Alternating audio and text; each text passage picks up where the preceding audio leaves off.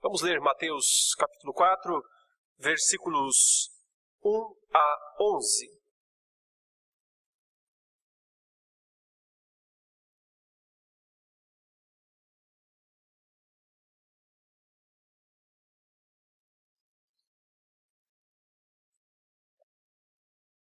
Assim diz a palavra de Deus.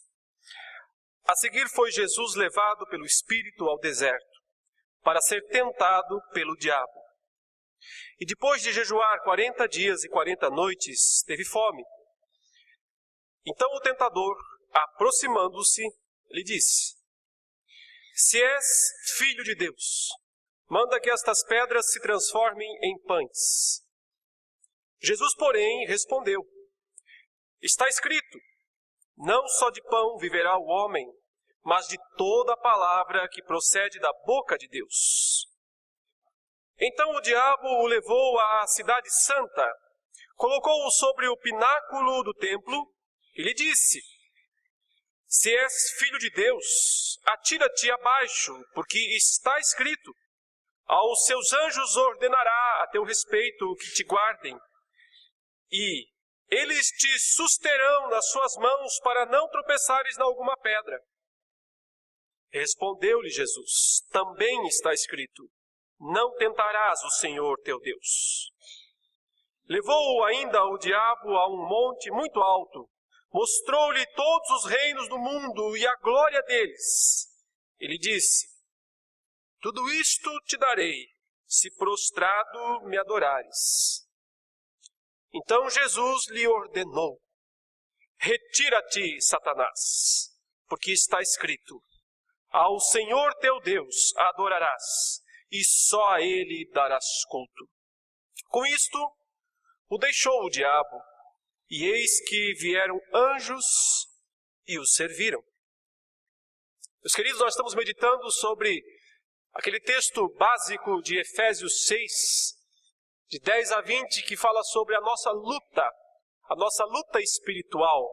Luta essa que o apóstolo Paulo, naquela carta, diz, não é contra a carne e o sangue, ou o sangue e a carne, mas contra o diabo, contra os principados e potestades, contra os dominadores do mundo tenebroso, as forças espirituais do mal nas regiões celestes. Portanto, ele diz, tomai toda a armadura de Deus, para poder resistir aos ataques, para poder resistir no dia mau, para ficar em pé, depois de todos os ataques que o inimigo lançar contra nós. E por isso nós estamos estudando à luz da Bíblia inteira, de Gênesis a Apocalipse, o que a Bíblia nos ensina a respeito desta batalha, desta luta espiritual, o que ela nos fala a respeito de quem são os nossos inimigos, que tipo de descrição, que tipo de ensinamento nós podemos extrair das Escrituras para entender que essa luta, como ela se dá, quem são os nossos inimigos, que armas eles têm, que táticas eles utilizam, e acima de tudo, quais são as nossas armas como cristãos, como nos defender desses ataques. Até aqui nós estudamos o ser maligno, o ser diabólico, que é chamado pelos títulos de Satanás ou Diabo, no Antigo Testamento. São poucas passagens em que ele aparece. No livro de Jó, no livro de Zacarias e no livro de 1 Crônicas, o primeiro livro das Crônicas. Só nesses 3 lugares ele é mencionado explicitamente. Ele aparece em outros lugares implicitamente, em Gênesis, no capítulo 3, Isaías 14, Ezequiel 28, algumas outras passagens em que ele aparece de forma mais implícita, ou seja, não é citado literalmente, mas das passagens que nós vimos, estudamos, foi possível entender que por um grande período de tempo, Satanás foi um inimigo, mas que agia conforme a lei, que tentava se beneficiar da lei divina para acusar os homens, para exigir que Deus, em sua santidade e justiça, executasse justamente sua justiça, sua santidade sobre os pecadores. Portanto, mesmo sendo um ser mau, um ser caído, que pecou por causa da soberba, por causa do orgulho, esse é o grande pecado de Satanás, segundo os textos do Antigo Testamento e também do Novo Testamento, ou seja, a razão da queda do maligno foi soberba, foi orgulho. Então, mesmo sendo um ser caído, ainda assim ele agiu por um certo tempo com instrumentos legais para tentar acusar o povo de Deus e mostrar a Deus que ele precisava condenar todos os homens, ou então Deus não seria justo, não vindicaria sua santidade. Aqui nós temos a primeira aparição de Satanás no Novo Testamento. Ou seja, depois daqueles 400 anos aproximadamente de silêncio profético, em que não houve mais revelação de Deus, findou-se o Antigo Testamento com os livros justamente de Ageu, Zacarias, Malaquias, especialmente o último livro, por volta do ano do século 5 a.C., pouco menos do que isso, até que Jesus aparece, Jesus nasce, Jesus se desenvolve, humanamente falando, e então vai acontecer a tentação de Cristo no deserto da Judéia. E então é a primeira vez que ele, Satanás, aparece. E é interessante então observar o que ele pretende, o que ele quer fazer.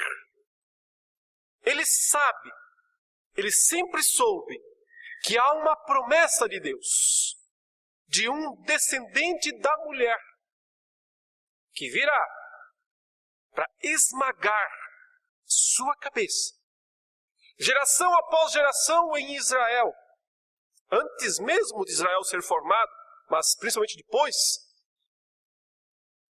ele vasculha as gerações, ele analisa as famílias, tentando identificar se já teria vindo o descendente de Gênesis 3,15 para poder devorá-lo, para poder destruí-lo, picá-lo no calcanhar, como o próprio Deus disse que ele poderia fazer. Então, os seus olhos agora se voltam para o Galileu,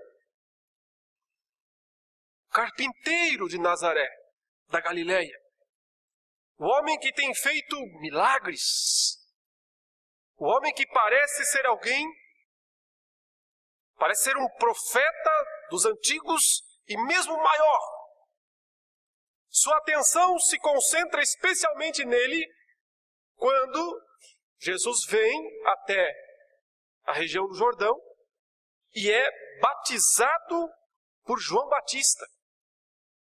E no ato em que João Batista batiza Jesus, e João já é uma figura notória em Israel, maior nesse momento até mesmo do que Jesus, porque João Batista começou antes e teve seu nome então muito mais difundido no primeiro momento. Muitos pensavam que ele fosse o Messias, e certamente Satanás estava de olho em João Batista. Mas então vem Jesus e João diz: eu não sou digno de desatar as correias das sandálias dele. Os olhos então do diabo se voltam para ele. Se esse aqui que eu estou achando que é importante, João Batista diz que aquele ali é tão maior assim, é tão superior ao ponto de João não desatar as correias das sandálias, então toda a atenção de Satanás se volta para a figura, para a pessoa de Jesus. Então João Batista batiza Jesus. No primeiro momento ele não quer fazer isso, ele fala: eu não sou digno de batizar o senhor tem que me batizar. Mas Jesus diz: faça, nós devemos cumprir toda a justiça, nós temos que seguir todos os passos da lei, nós não podemos omitir nada, nós temos que cumprir tudo que é necessário para a salvação dos homens. E então o Batista batiza Jesus no Jordão. E então o Espírito Santo desce sobre Jesus. Agora, todas as desconfianças do maligno estão ainda mais acentuadas. E então o texto diz que na sequência, o Espírito que desceu sobre Jesus o leva ao deserto para ser tentado pelo diabo. Ou seja, os dois lados querem esse confronto. Os dois lados querem essa batalha.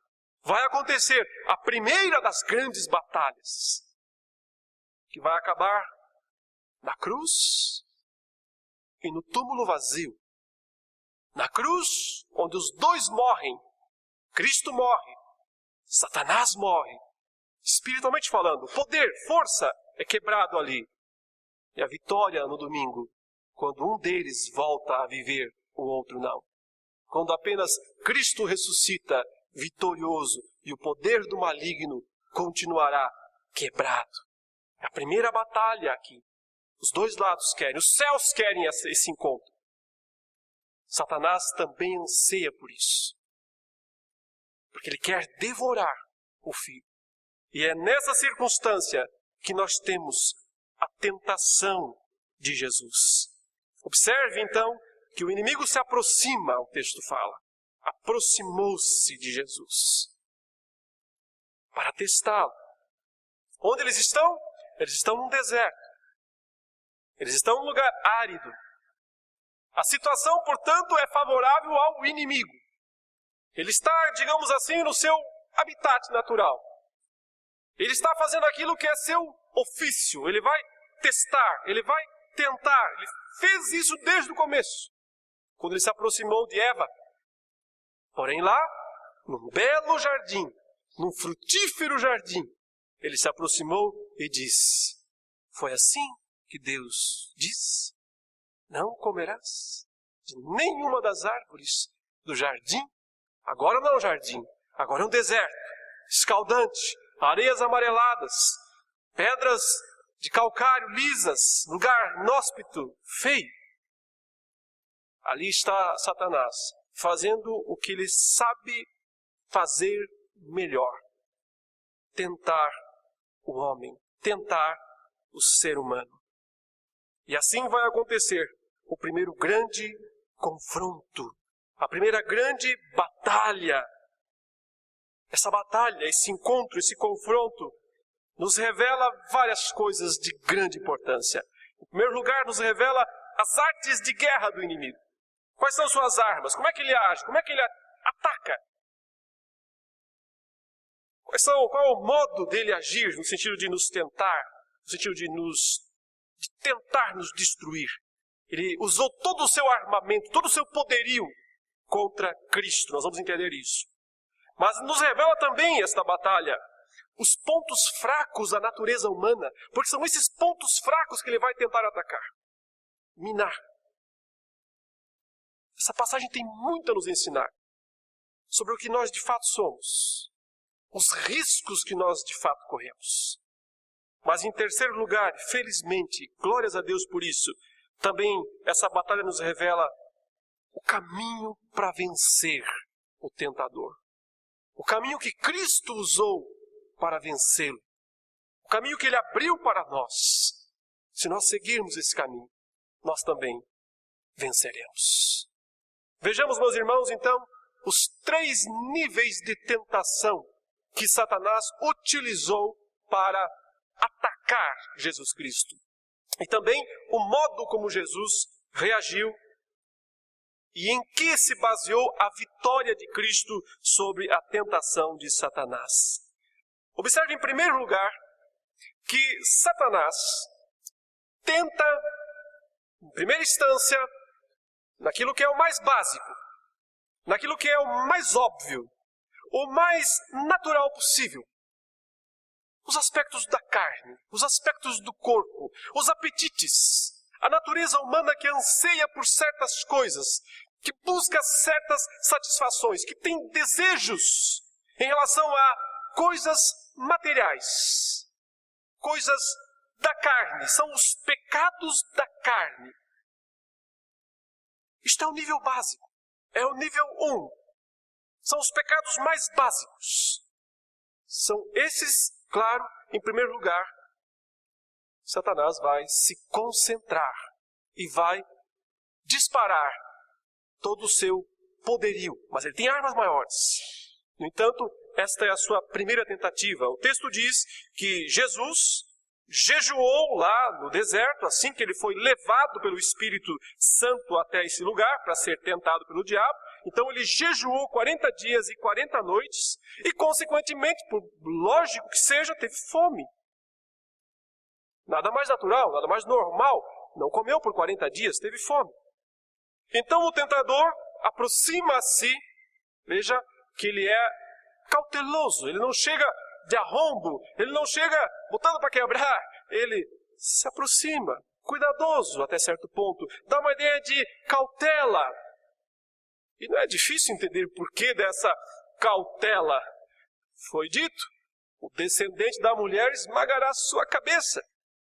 Então, toda cautela é pouco, mas ao mesmo tempo é uma serpente traiçoeira, tentando encontrar uma maneira de dar o bote. Esse é seu modo de agir.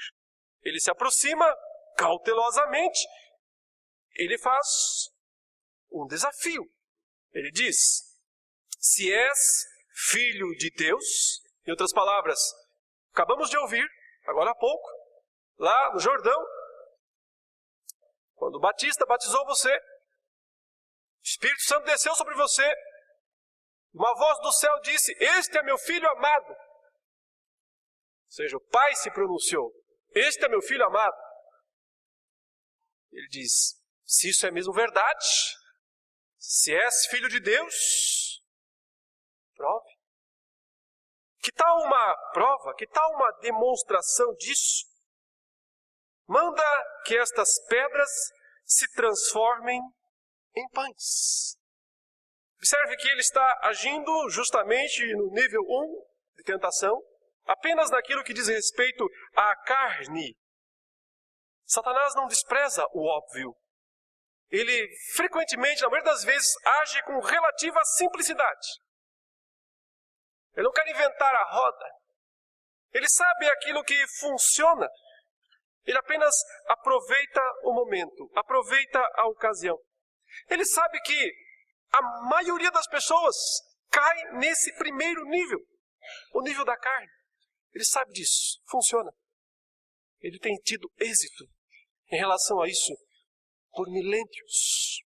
É por isso que esse é o modo primeiro, primordial, o mais básico de operar, de tentar.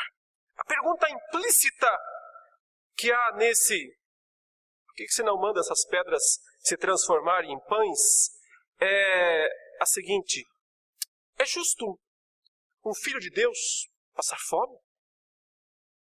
É justo que um filho de Deus não utilize do seu poder, do seu direito e satisfaça aquilo que quer?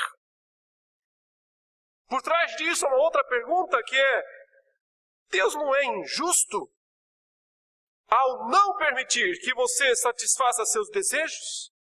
Afinal, Ele lhe deu esses desejos, Ele criou esses desejos, e agora Ele diz, não pode. A mesma tentação de Eva.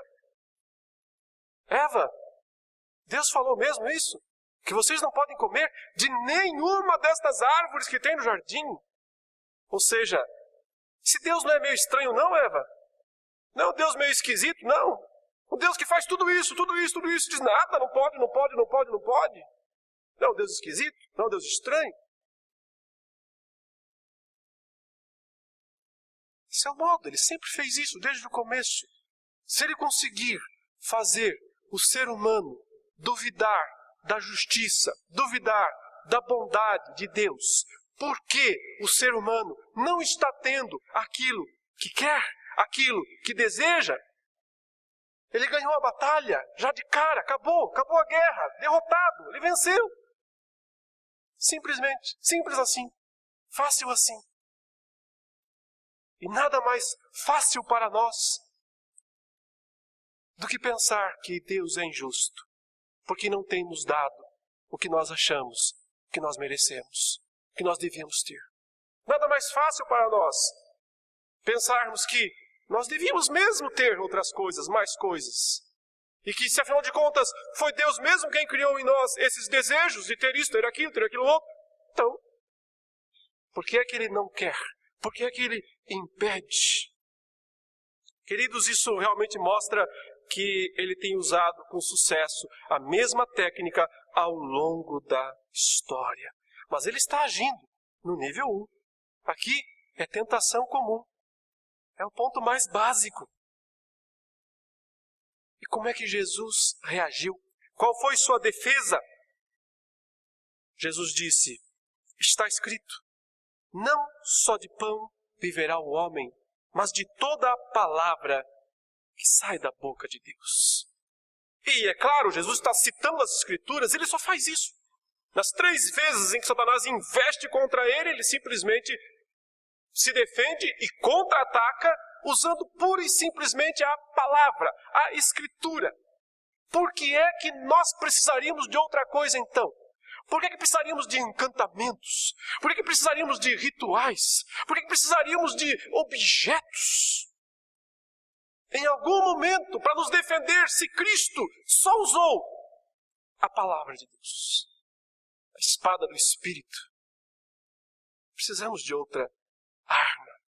Esta é a arma, poderosa arma, capaz de brecar os assaltos malignos e de devolver um poder ainda maior contra ele. Mas Cristo citou um texto de Deuteronômio 8, que nós lemos inclusive na liturgia do nosso culto, onde é mencionado que o Senhor deixou o povo passar fome no deserto. Para quê? Testá-lo. Leamos outra vez essa passagem, Deuteronômio capítulo 8, versículos 1 a 3.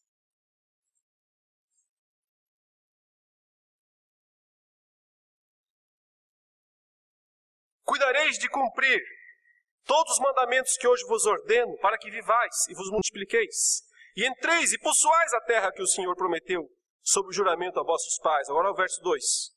Recordar-te-ás de todo o caminho pelo qual o Senhor teu Deus te guiou no deserto estes 40 anos, para te humilhar, para te provar, para saber o que estava no teu coração, se guardarias ou não os seus mandamentos. Ele te humilhou e te deixou ter fome e te sustentou com o maná, que tu não conhecias, nem teus pais o conheciam, para te dar a entender que não só de pão viverá o homem, mas de tudo o que procede da boca do Senhor viverá o homem. Ou seja, por que Jesus cita este texto para Satanás, quando ele diz, faça essas pedras aí virarem pães e satisfaça a sua fome, seu desejo? Afinal de contas, isso é justo? Não é justo que um filho de Deus passe fome? Não é justo que um filho de Deus não satisfaça seus desejos? Por que Jesus cita esse texto? Ele diz, passar fome muitas vezes é bom. Passar fome tem muitas vantagens, muitas vezes. Deus permite que o seu povo enfrente tribulação. Deus permite que o seu povo não tenha aquilo que ele quer, porque isso é um modo de humilhar esse povo, para que esse povo seja humilde, para que esse povo entenda o que está no seu coração, para que não baseie a sua fé em algum favor externo de Deus, mas para que confie que o que vale, o que importa, é o que Deus fala, é sua palavra, é o que Ele diz, é o que Ele ensina, é a verdade. É isso o que Deus quer que o homem entenda. Mas Deus não quer deixar o homem passar fome o tempo todo, porque Ele deu o maná. Ele deixou um pouco passar fome, mas Ele deu o maná. Um pão que vocês não conheciam, que os pais de vocês não conheciam, mas que sustentou. Em outras palavras, é o que o próprio Cristo ensinou em Mateus 6, quando Ele disse, buscai, pois, em primeiro lugar o reino, a justiça de Deus, e as demais coisas serão acrescentadas. Em outras palavras, o Senhor não tem vontade, desejo de fazer você passar fome a vida toda.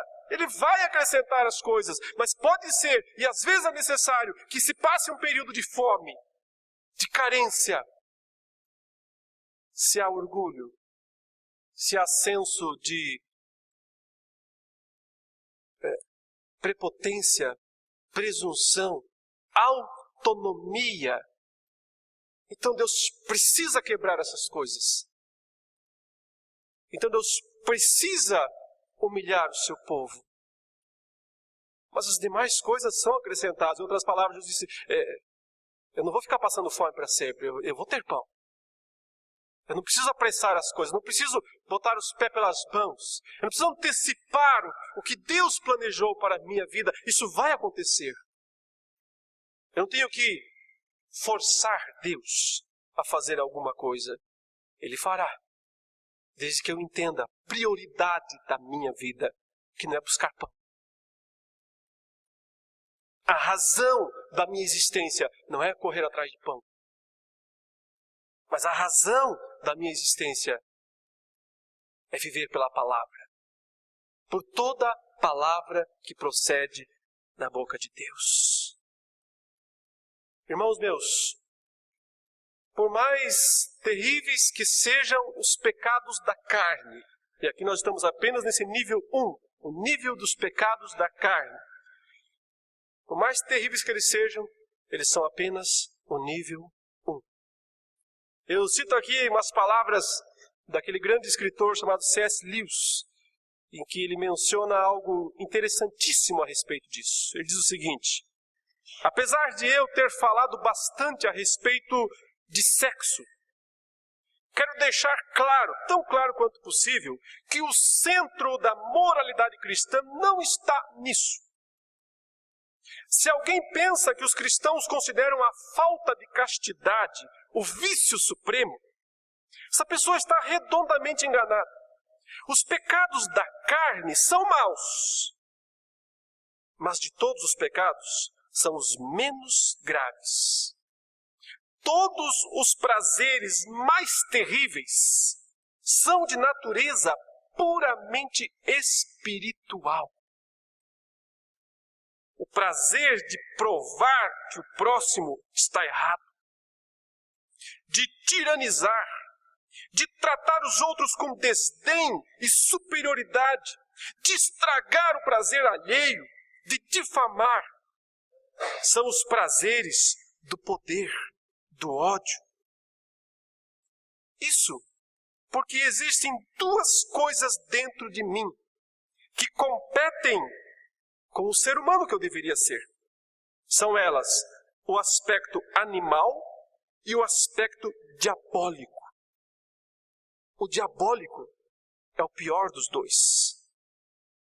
E por isso, um moralista frio e pretensamente virtuoso, que vai regularmente à igreja, pode estar bem mais perto do inferno que uma prostituta. E claro, porém, que o melhor é não ser nenhum dos dois. Os piores pecados que o ser humano pode cometer não são os da carne, não são os dos apetites. Não é apenas questão de glutonaria, bebedice, imoralidade. São pecados e são terríveis, mas são os básicos. Nível 1. O pior está por vir. O pior é o nível 2. A próxima tentativa de Satanás revela isso. Observe então o que é que o texto nos fala a respeito da segunda tentativa de Satanás, o modo como ele voltou então pela segunda vez a sua força contra o Senhor Jesus. Verso 5. Então o diabo o levou à cidade santa, colocou-o sobre o pináculo do templo. Ele disse: se és filho de Deus, atira-te abaixo, porque está escrito, e agora ele cita a Bíblia, a Escritura: aos seus anjos ordenará a teu respeito que te guardem, e eles te susterão nas suas mãos, para não tropeçares em alguma pedra. Porque eu digo que esse é o nível 2. Aqui nós estamos para além daquelas tentações meramente da carne, da natureza humana, animalesca, dos aspectos animalescos ainda. Nós somos feitos do barro, iguais os animais, digamos assim. Há um aspecto nosso que é puramente animalesco, quer satisfazer as necessidades básicas, mas aqui nós entramos num aspecto exclusivo de homens e de homens crentes, o que é pior. Isto aqui não são os pecados da carne. Isso aqui são os pecados da fé. São os pecados da religião. São os pecados que envolvem aspectos espirituais. E por isso eles são piores, mais terríveis do que os pecados que são da natureza carnal. Ele disse, então, se tu conheces a Escritura e me citas, farei o mesmo contigo. Levou ao pináculo do templo. O pináculo é aquela parte pontiaguda, mais alta do templo. E disse, vamos fazer um teste da sua filiação divina, que vai ser vantajoso para você. Você só precisa se deixar cair, daqui mesmo, nesse abismo. E se tu és o Filho de Deus, sabe o que vai acontecer? Se a Escritura é verdadeira, então, uma meia dúzia de anjos vai descer desesperado do céu. E vai pegar nas suas pernas, nos seus braços, e vai segurar você e te colocar no chão. Porque isso está escrito. Aos seus anjos darás ordens a teu respeito para que te guardem, e não tropeçará em pedra nenhuma. Se o Senhor confia tanto assim na palavra, prove. Acredita que ela é verdadeira? Prove. Faça o teste. E aqui por trás também há um sentido interessante, porque é como se ele dissesse, e então ficará claro, notório para todos, que tu és o Filho de Deus. Já pensou? No meio do templo, no meio da nação, todo mundo ali observando, e de repente Jesus está lá no pináculo e cai. E todo mundo olha para cima, diz ele vai morrer. E então os anjos descem, pegam e o sustentam. O que aconteceria? O espetáculo da fé, a prova definitiva para todos os incrédulos, para todos os ateus. Resolvemos o problema de uma vez só. E todo mundo vai aplaudir, e todo mundo vai ficar satisfeito. O poder, do show, o poder das sensações. Cristo sempre soube que sinais, milagres, não convencem ninguém da verdade. Frequentemente ele dizia às multidões que vinham atrás dele, vocês não estão me seguindo porque vocês querem saber alguma coisa, querem entender alguma coisa, vocês só querem encher a barriga. Mesmo tendo feito tantos sinais, o texto sagrado diz, Cristo não se iludia com os homens, porque ele sabia o que estava no coração dos seres humanos. Aqui, meus irmãos, nós temos uma amostra do que são os pecados relacionados à fé, relacionados à crença, à religião. É engraçado porque jamais nos passa pela cabeça que o diabo pode usar a própria fé para nos ser a causa de tropeço. Mas, infelizmente, ele transita muito bem, tanto no aspecto carnal, quanto nesse aspecto da religião, da teologia, das práticas religiosas, sabe citar a Bíblia, isso é um campo tranquilo para ele também, é o maior teólogo da história.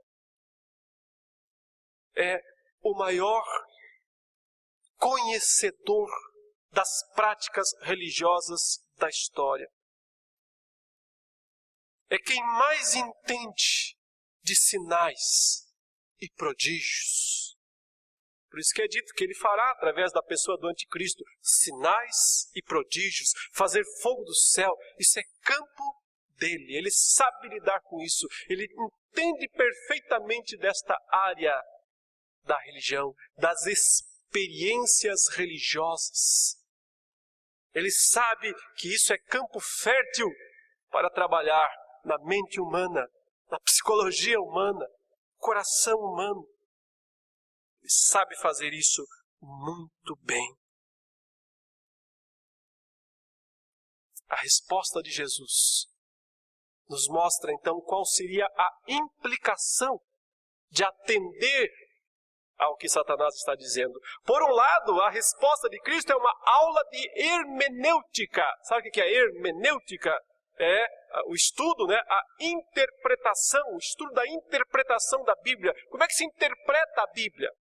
Sabe por que as pessoas interpretam tão errada, tão erroneamente a Bíblia? Porque fazem exatamente igual o diabo. Tiram um versículo do contexto, arrancam um versículo da Bíblia e saem por aí dizendo, isso aqui é verdade. Tudo posso naquele que me fortalece. Então, eu sou um super crente, eu sou um super homem. Não lê que antes disse, posso passar problema, posso passar paulada, posso passar fome, posso passar nudez, posso passar um monte de coisa. É isso que pode.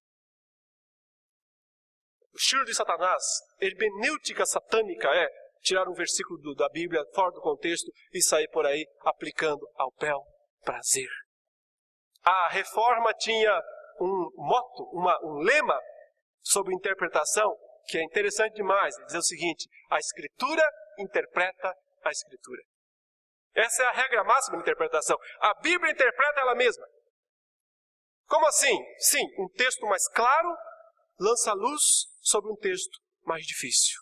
Um texto mais claro, mais fácil, mais direto, nos ajuda a entender, faz referência a um texto mais difícil.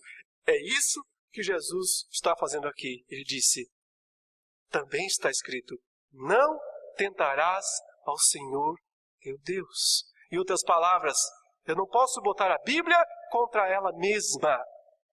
Se ela me diz que Deus não deve ser tentado, que eu não posso exigir que Deus faça alguma coisa, que eu não posso colocar Deus contra a parede e dizer agora, ou o Senhor me salva ou eu morro, porque isso é tentar a Deus, então a sua leitura do texto está totalmente equivocada, totalmente errada.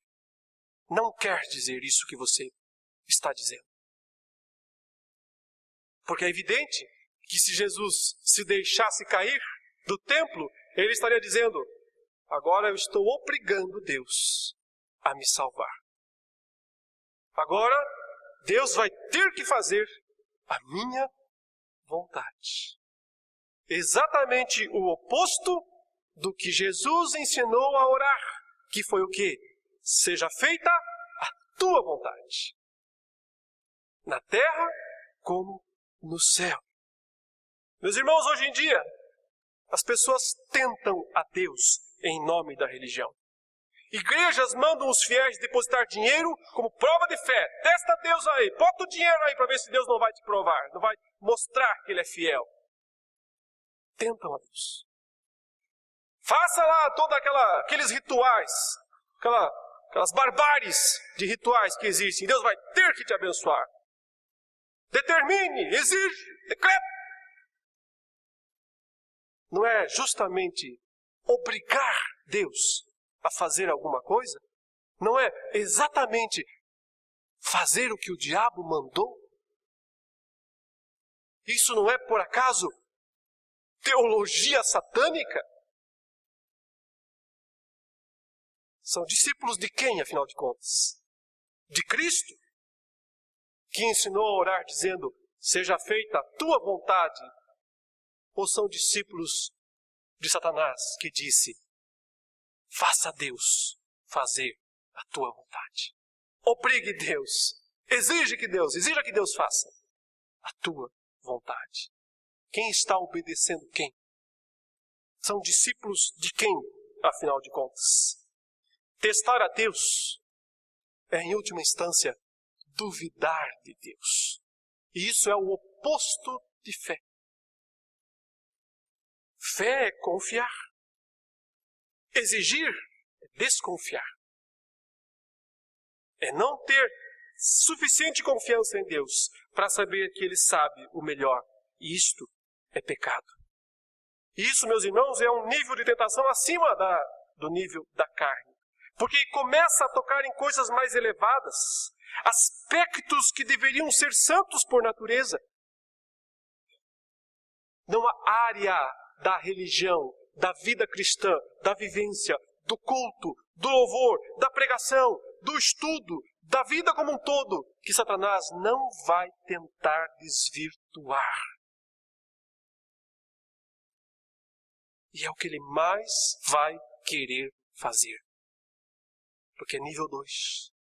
É tentação mais elevada, mais refinada. Quem não cai na primeira, tem muita dificuldade de passar nessa daqui. E ela não é a última. Ainda tem mais pela frente.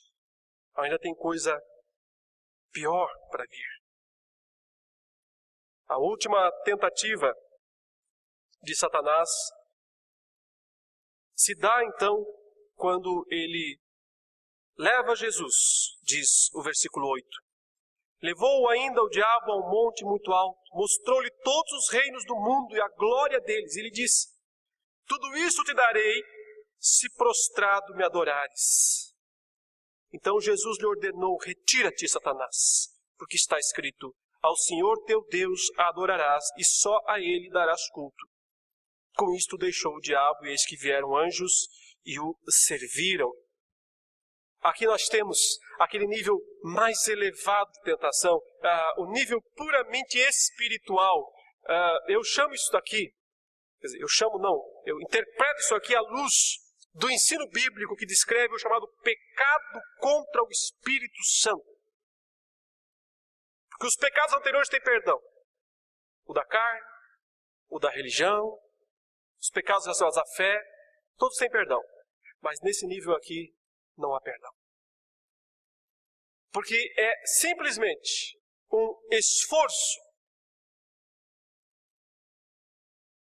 por tornar aquele ser, aquele homem que se professa cristão, um apóstata.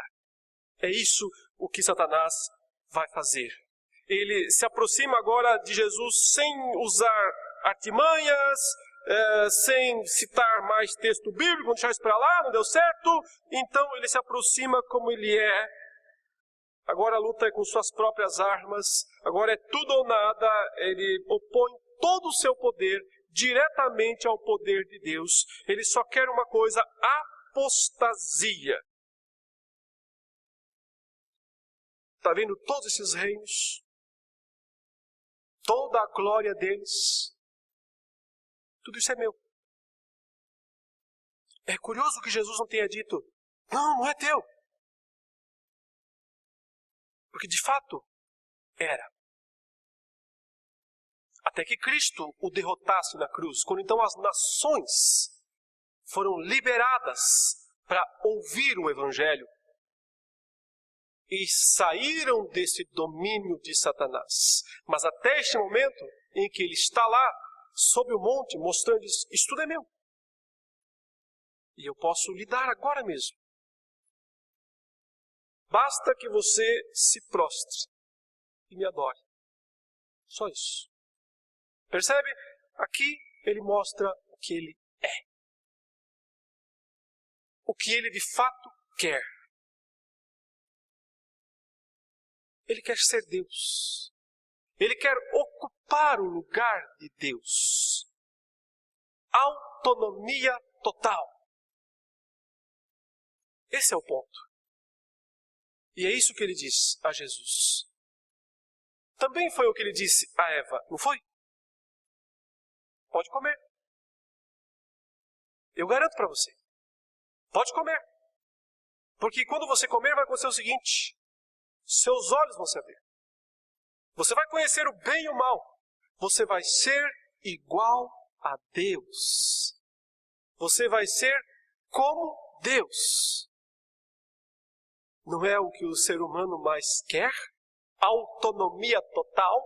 Ser o Deus para si mesmo? Você pode ser o Senhor da sua vida. Ninguém precisa mandar em você. Você é o Senhor. É isso que eu te ofereço. Ser um Senhor. Ser independente de Deus.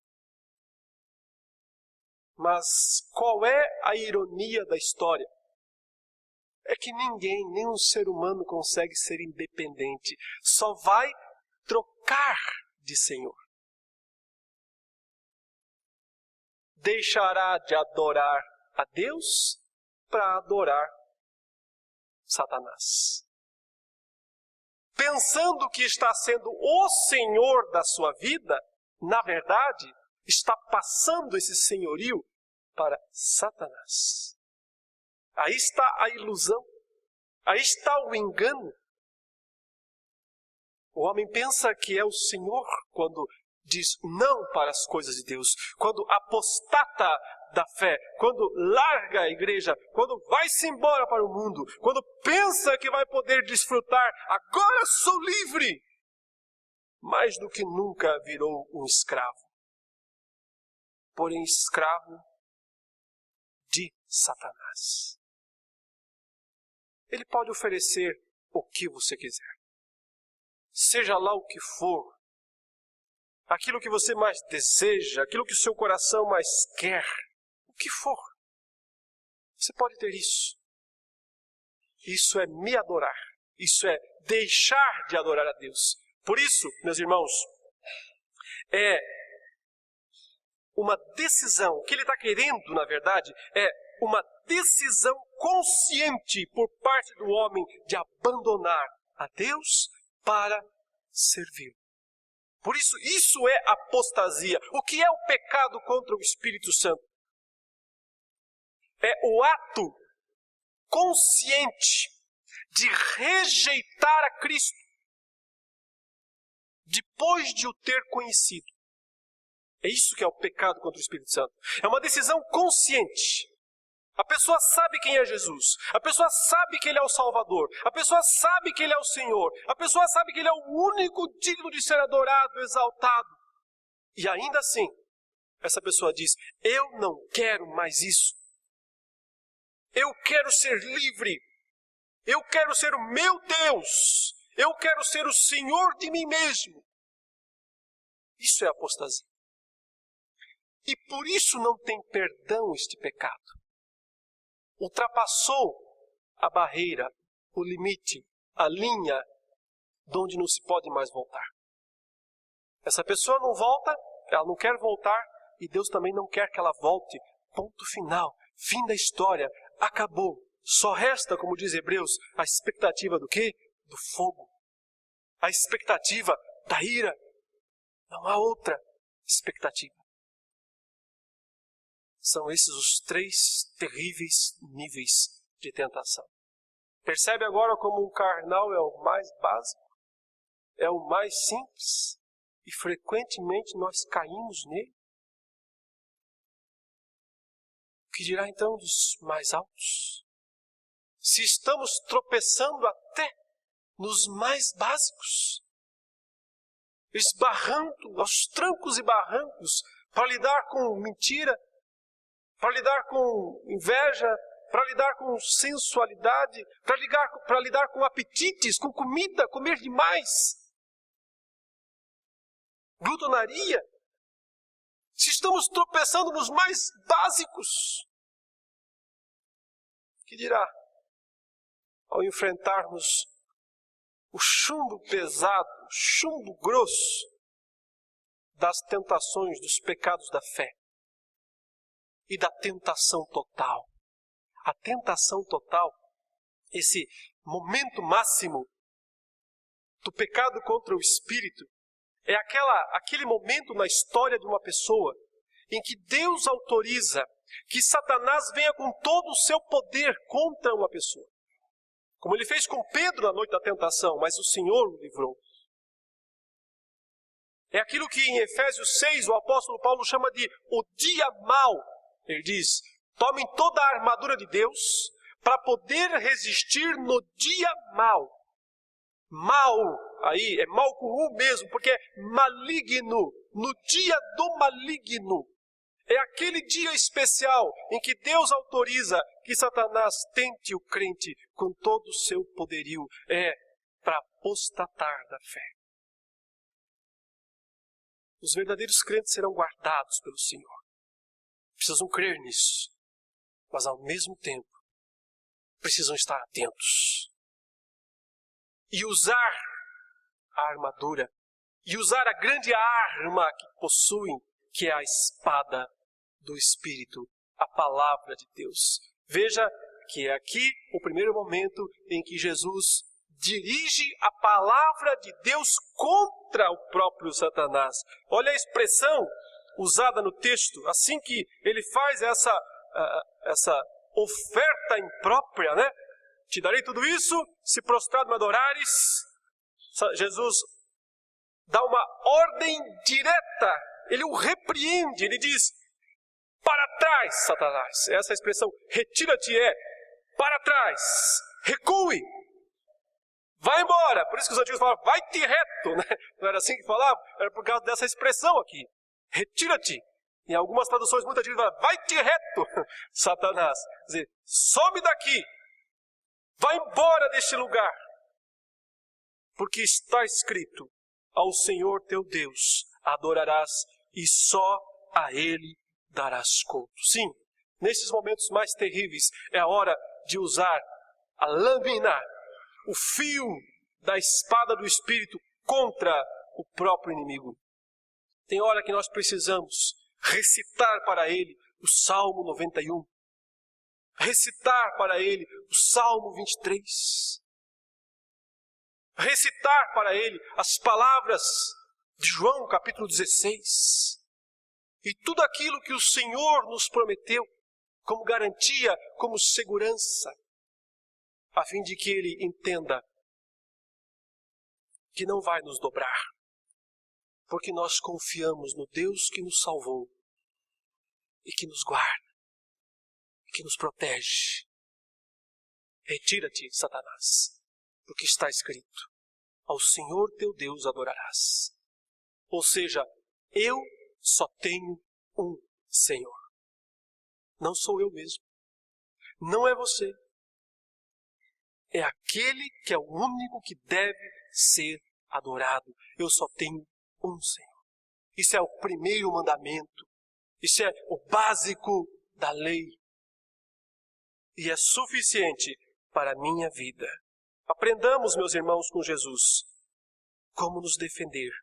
E eu cito mais uma vez aqui também as palavras de C.S. Lewis, na sequência do texto, ele diz assim: de acordo com os mestres do cristianismo, o pecado principal, o supremo mal, é o orgulho. A falta de pureza, a ira, a ganância, a embriaguez e tudo mais, em comparação com ele, são ninharias. Foi pelo orgulho que o demônio se tornou o demônio.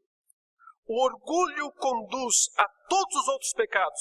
É o mais completo estado de alma contra Deus, ante-Deus. O orgulho. Numa palavra, meus irmãos, a tentação total, a tentação contra o Espírito, é a tentativa de Satanás de passar para nós o pecado dele, a queda dele. Por isso que ele também não tem perdão. Não existe possibilidade de reconciliação de Satanás com Deus. Mas se ele puder nos tornar cúmplices do pecado dele mesmo, então ele conquistou uma vitória definitiva. Esse é o sentimento de autonomia, senso de superioridade, vontade de se impor, de dominar sobre os outros, de ser o chefe dos outros, de ser o maioral.